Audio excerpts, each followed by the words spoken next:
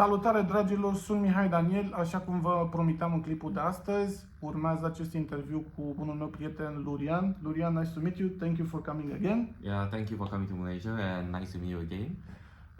Față de precedentele două clipuri, va fi un interviu și în engleză și în română. Am să traduc pentru voi ceea ce discutăm aici. O să fie un pic mai lung, dar foarte interesant. Titlul este 50 de milioane de dolari profituri în cripto. Când m-am văzut cu el ultima dată avea 10 milioane. Au fost și prinși de piața cripto, însă o să ne povestească acum și eu vă voi traduce.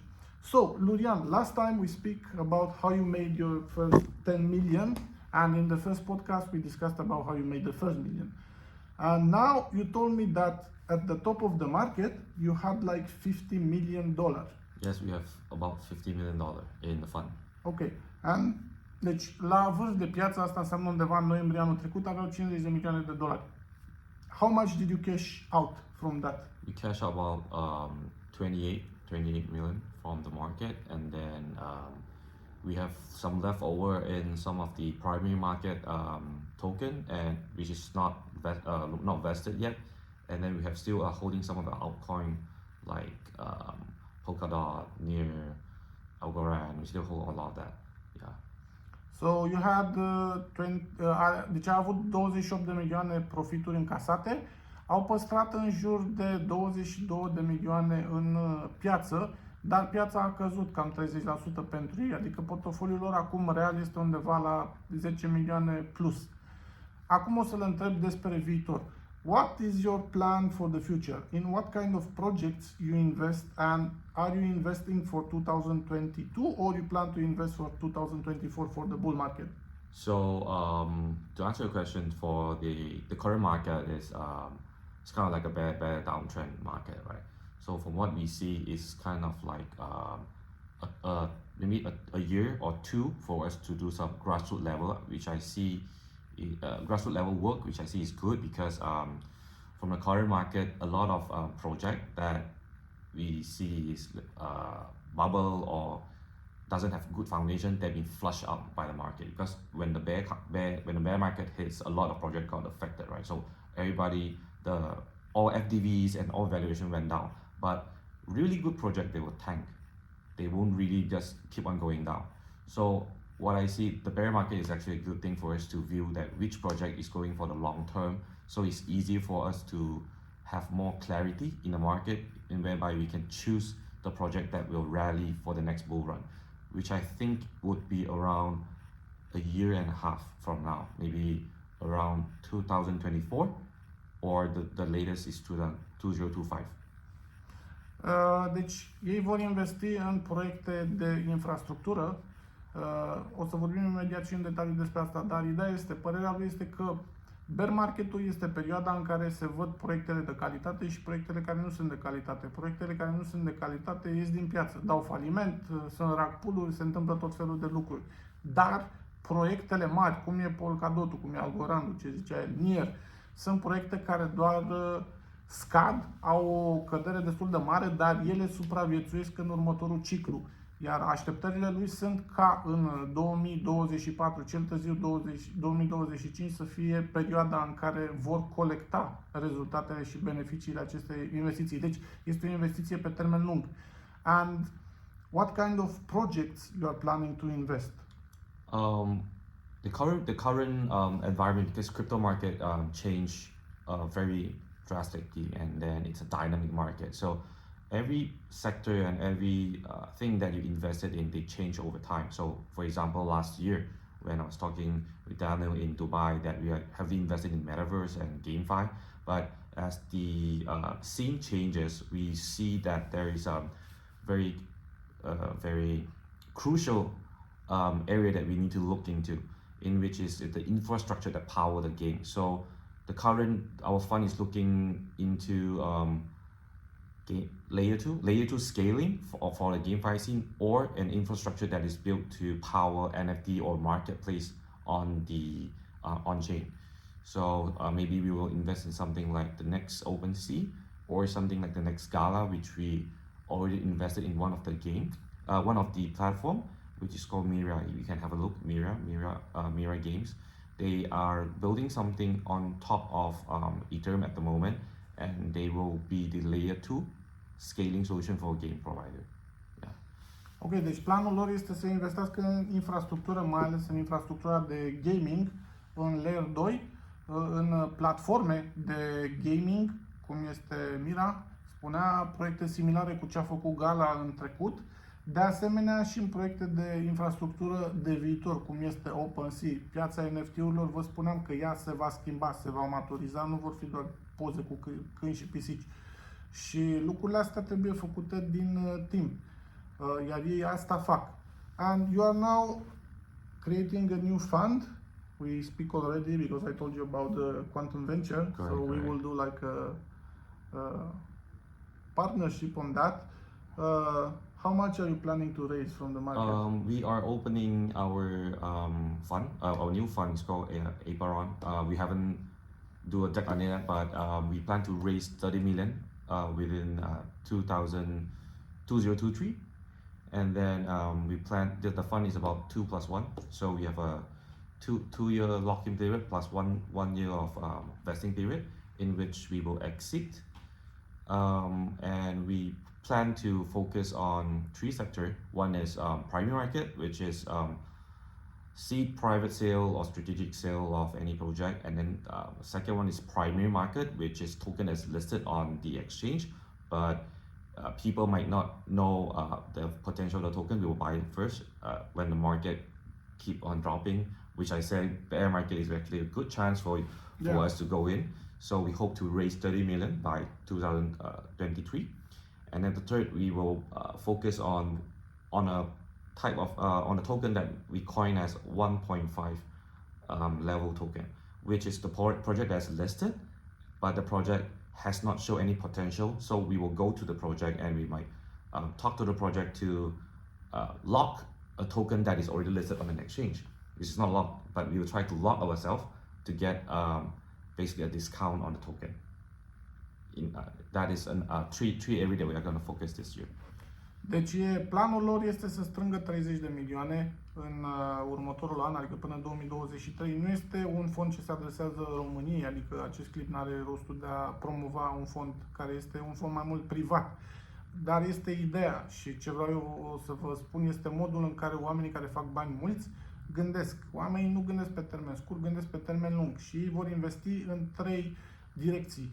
Vor investi în proiecte în fază de seed, vor investi în proiecte care sunt deja listate, dar nu au volum foarte mare, însă au potențial, și vor investi în alte sectoare tot așa noi, cu proiecte care urmează să bubuie, unde vor negocia, vor cumpăra tokeni și vor bloca pe perioade de 2-3 ani. Și ca să vă faceți o idee, la ei fondurile sunt blocate 2 ani, adică cei care depun fonduri nu scot nimic, și mai au un an de vesting, în care probabil vor primi periodic câte ceva.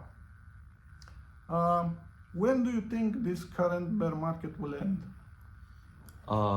I think the bear market haven't started because from what we see is the consolidation of the weaker hands is not that significant yet. When you see a drop from 40k to 20k and then you stay on 20k, a lot of people think that the market consolidate and then the weaker hands has been washed out, but a lot of entry price has bought in around, from what we see, is around 30k, 25k. So this small drop to 20 or 21, 20 and 22k, it doesn't make much difference. It doesn't really wash out the hand. So what I see is when we need to have a very good validation on a bear market is when I think I'm using a very defined way of saying a bear market. I think Bitcoin will reach maybe 13k, 12 to 13k. That will significantly show that the bear market hits. Ok, părerea lui este că bear marketul încă nu a început cu adevărat, pentru că după estimările din piață, mare parte din cumpărătorii instituționali și jucătorii mari, venture capital, VC-uri, tot felul de forme de investitori, au cumpărat marea majoritate la 25-30 de mii de dolari Bitcoin-ul ca idee. Iar de la 25 de mii la 20 de mii nu este o corecție semnificativă care să impacteze puternic piața. Plus că mâinile slabe, așa, de weak hands, cum sunt numite, încă nu au cedat. Și ei se așteaptă ca prețul să ajungă undeva în zona de 12.000-13.000. But the idea it is, if we reach 12,000, 30,000, you think that we stay there like 2 weeks, 1 month, or it will be like 6 months, 7 months, 8 months? I think when the bear market really hits, similar like a recession, you need time to recover, right? It's like when you got injured, you need time to recover, right? So when the bear market sits in, that means when people keep on dumping on Bitcoin because they lose faith, right? Faith need time to be restored. So what I think is when the bear market hits, a lot of people will see that because blockchain is here to stay, and a lot of these big players, they basically wanted to buy cheaper Bitcoin or buy cheaper tokens at a lower cost. So the bear market is basically a good it's a good waypoint for them to collect more tokens. But how do they profit? They need more and more people to buy in after them, right? That means more and more hand to come in after hand. So they basically will move the market again. They will pump in more good news and pump in more fund injection, but on a social media level to let people see that, oh, more fund is coming in, the market is getting good. But that is after they collected enough tokens or enough stocks on their hand before they will pump, give the public a defined signal. So let's say I already have accumulated 100,000 Bitcoin. Then I'll tell you, Bitcoin is the next great thing. Then I'll tell you and tell 100 and 1,000 more people about this. So if more and more people go and buy Bitcoin, so my 100,000 Bitcoin will become more valuable over time. But my job now on the bear market is to collect more and more valuable token. That is why we spin off another new fund, 30 million, just to focus on to buy the token that is have potential and is not washed out by the market yet. So any token that is not washed out by the bear, the current bear, this big bear, will stay for the long term, because if they can endure the winter, they can enjoy the summer. That is true. Yeah. Așteptarea lui este că această perioadă de bear market, gen prețurile foarte scăzute, va fi extinsă atât timp cât cei care controlează piața vor acumula suficient de multă valoare, suficient de mult Bitcoin, Ethereum și monede de calitate, după care pur și simplu vor bombarda piața cu mai ales social media cu informații pozitive, că acum e momentul, cumpără și totul va fi bine. Cu alte cuvinte, vor profita de cei care nu au răbdare, vor profita de cei care își pierd credința și nu mai cred în proiecte. Lucrul ăsta s-a mai întâmplat și în 2017 și se va întâmpla și acum. And what is your expectation, for example, for the Bitcoin in the next bull run, right? Yeah. So the expectation is as high as possible, but to a more realistic level, I think 80 to 100K would be easy. If Bitcoin hit a 12 to 13K bottom, I think a realistic saying it will go to 80 to 100K. It will be more than 100K. L-am întrebat cât crede că va fi vârful de piață și spune că dacă vom ajunge la 12.000, 13.000, foarte realistic este să credem că Bitcoinul va ajunge la 80.000, 100.000. Foarte multe păreri sunt de 200.000, 150.000. Cum ziceam, sunt oameni conectați la piața asta, dar informațiile sunt diferite și părerile sunt împărțite. What is your opinion regarding who is controlling the market? Who really controls the market? Who are the manipulators, the whales, the people who, create the game? You mean for me? Yeah. It's very hard to say, but I think actually the market is controlled by the exchange, for me to say, because all our money that is actively trading is in an exchange. I think about maybe 70-80% of our money is all inside an exchange, and the exchange know about the inflow and outflow of the money. So basically, to me, the market maker of the current situation in the market is the exchange, but the security commission of each country, mainly focusing on the bigger country, I think the US will give a bigger impact on the price movement, or any big news from the US will basically give the market a big hit, either up or down. Deci părerea lui e similară cu părerea care o am și eu, iar el, ca și fond de investiție în contact cu foarte multe exchange-uri mari, exchange-urile controlează piața. Asta am spus-o, o repet, și e o realitate pe care noi în industrie o știm. You know, I tell to the people in the channel like every week that for exchanges, they make more money. It's not important what is the price of the market, because you know the futures, now there is like 20 position in futures for one in the spot. So if you have 1,000 people short, you can make much more money if you go long. If you move the market in the opposite direction, and you make money. Correct. It's like a casino. Yeah. And it is better than casino because they have a lot of information. You know, they have all the data. You know how much money is in, how many people bet on that. So, and deci, cum gândeam și eu, piața este controlată, mai ales că la 20 de poziții pe futures e una pe spot. Oamenii știu câți bani intră în exchange, câți pariază că o să crească piața, câți pariază că o să scadă, și au tot controlul. And who do you think it is it's for me, you know, this is like the trio. It is OKX, Bitfinex, Binance, and FTX. I mean, they are the huge players. You mean the exchange? You mean in terms of sizing wise, FTX, Binance, OKX, Huobi, this is all big names, right? But actually, if you see on the derivative market and spot market, right? Derivative market is actually 5 times, 10 times more sizable than the spot market. So, as you say, it's a big casino thing. So, if everyone is betting on shorting the market, and if you can make the price go up, so you make a lot of money, because all of this will become, all of these accounts that bet against you become zero, right? So it's a big casino game.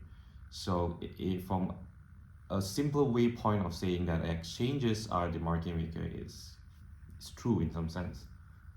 So yeah, exchanges make a lot of money by trading hands and by you betting against the market. So that is why we ourselves don't do derivative trading. We don't trade contracts. We only buy spot. So we are more like conservative type of player. Da, și fiind un fond destul de mare, fac tranzacțiile pe spot, adică nu investesc pe termen lung. Asta vă ziceam și de Quantum Venture. E bine să ai o gândire pe termen lung, e bine să ai un plan pe termen lung și să ai așteptări realiste. What you think it will be the next big collapse in the market? Because